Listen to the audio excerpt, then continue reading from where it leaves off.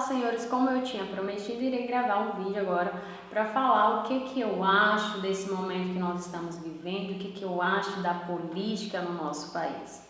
Não é novidade para ninguém que o país enfrenta uma das maiores crises da história, seja política, entre outros meios que de fato nos afetam.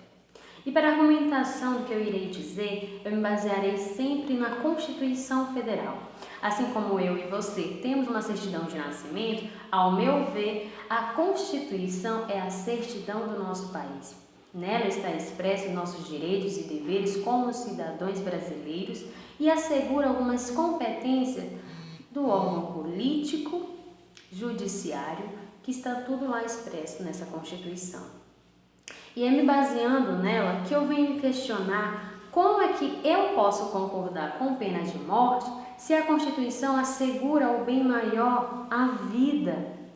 Como eu posso ser a favor da tortura se na Constituição está explícito o direito à liberdade, se está explícito o direito da dignidade da pessoa humana?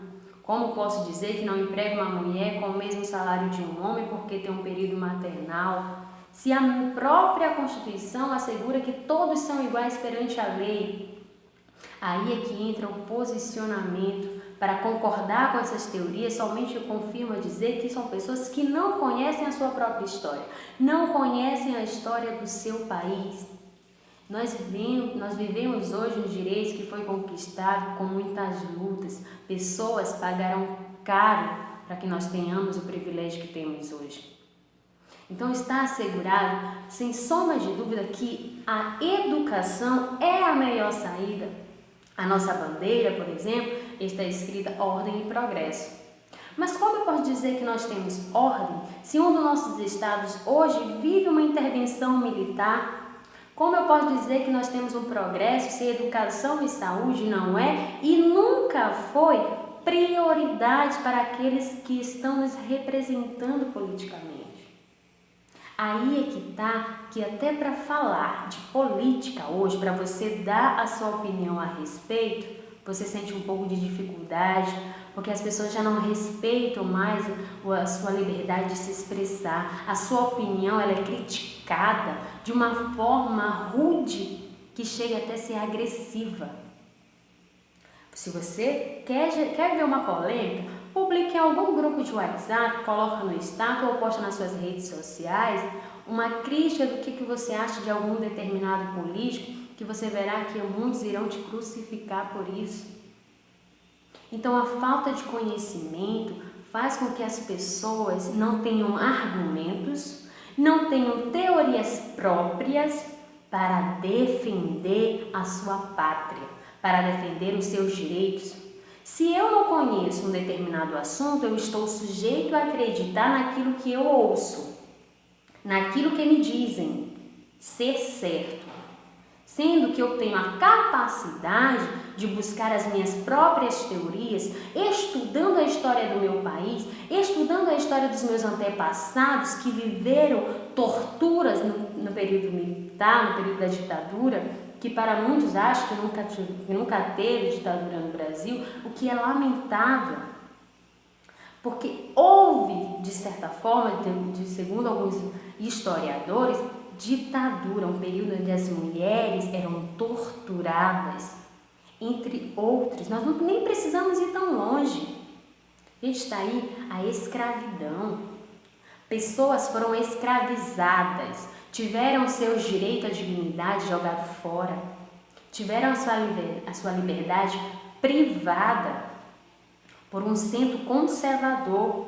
Então são essas teorias que nós temos que estudar, a ver a proposta de determinados candidatos. Entre uns nós não podemos esperar nada, sendo que de outro nós já estamos à vista do que pretende fazer com o nosso país. E nós podemos mudar isso. É tão simples, talvez, ou não. Depende muito da teoria que você defende hoje.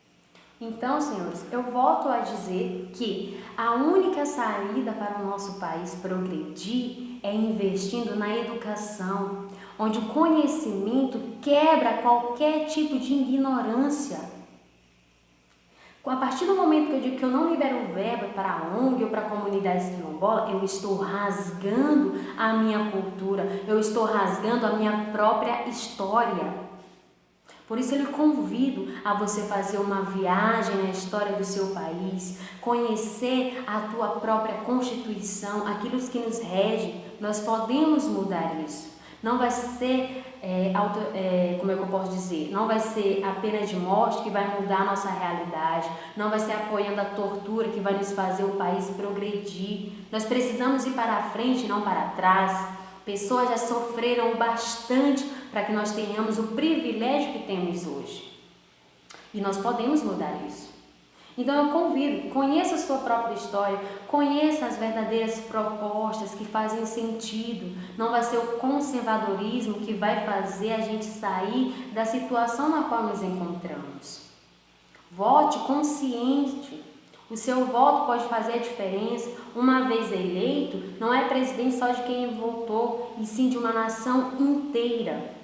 Para progredirmos, é educação, é conhecimento. Se eu não conheço a história do meu país, eu estou sujeita a ficar subordinada a determinadas teorias que não vão somar no crescimento do meu país, que não vão fazer a diferença para que os meus filhos e netos cresçam continuando sendo livre.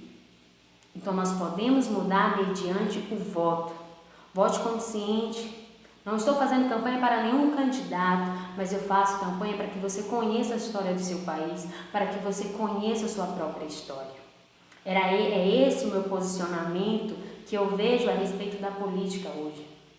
Se você é leigo, se você não conhece, você está sendo subordinado a acreditar no que te dizem.